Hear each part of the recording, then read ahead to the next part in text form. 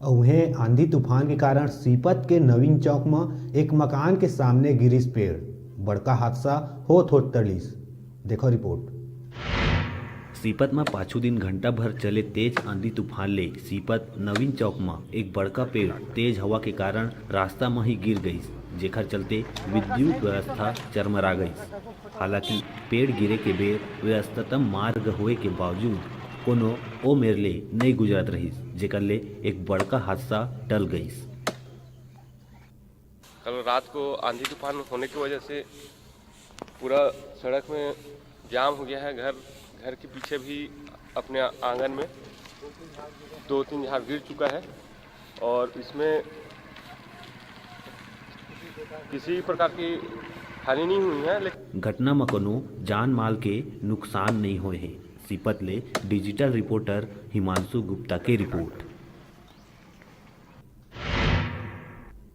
और अभी बेरा है एक ठन छोट कुन ब्रेक लेके, ब्रेक के बाद फिर मिलबो। आप मन कहू जाऊ जन देखत रहा आप मन के अपन चैनल न्यूज़ 36 छत्तीसगढ़ के आवाज़।